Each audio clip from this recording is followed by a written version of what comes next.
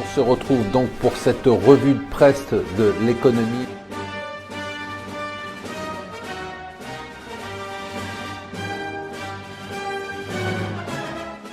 Bonjour et bienvenue sur Mon Financier pour la revue de presse de l'Écho. Nous sommes le mercredi 31 août et je suis super énervé. D'abord parce que j'ai mal dormi, mais ça vous vous en foutez, mais surtout parce que je me demande ce que c'est que ce délire. Mais qu'est-ce que c'est que ce délire médiatique sur la sortie de Macron?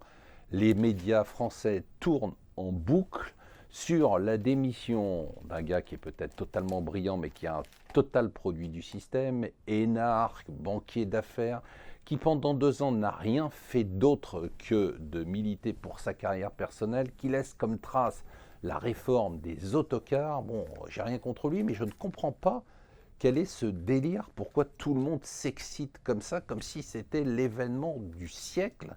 On a l'impression que c'est un homme qui va émerger et qui va révolutionner le paysage politique français. Peut-être, alors soit j'ai complètement loupé le truc, ce qui m'arrive très souvent, je le reconnais humblement, soit c'est encore une création médiatique du microcosme parisien qui va faire pchit. Enfin, tout ça est totalement délirant. Ce qui est plus important, c'est bien évidemment, vous savez qu'on est fervent défenseur de cette amende.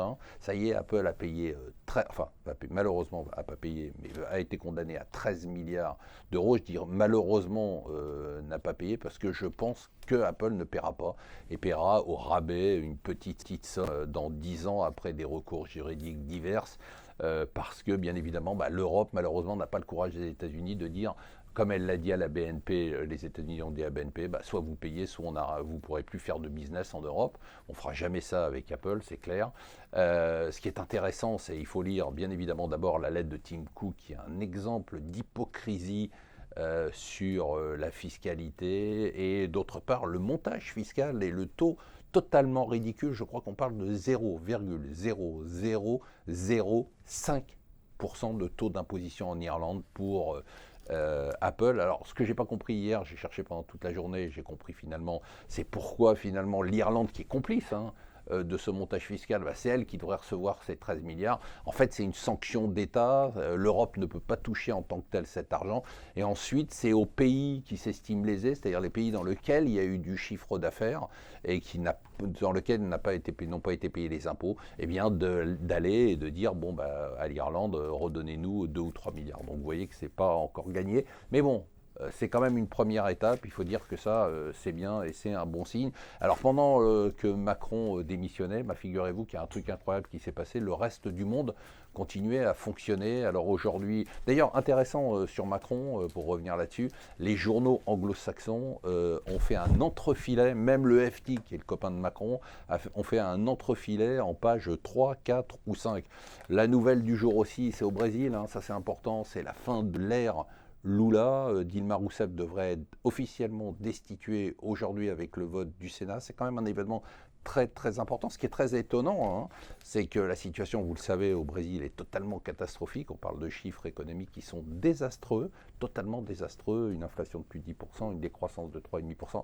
Et pourtant, les marchés sont explosifs. On parle quand même au Brésil d'une hausse du marché en dollars, de l'indice brésilien de plus de 60%, c'est le pays qui a le plus performé sur l'année, donc c'est quand même assez fou. Pendant ce temps-là, bien sûr, il y en a d'autres qui travaillent, donc il y a eu un accord sur le lait, ça y est, on va payer le lait plus cher. Le problème, c'est qu'il paraît qu'il ne faut plus qu'on en boive de lait de vache et qu'il ne faut plus qu'on mange de gluten, donc, parce qu'on est tous allergiques.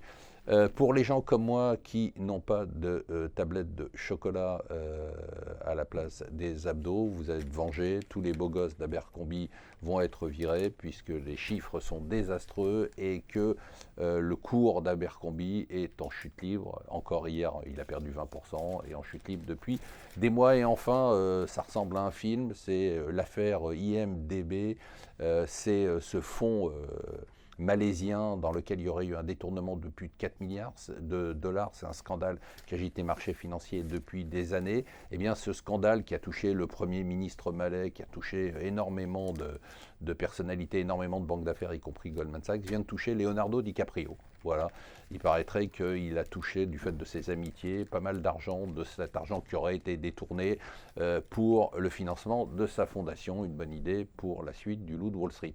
Voilà, restez avec nous sur Mon Financier.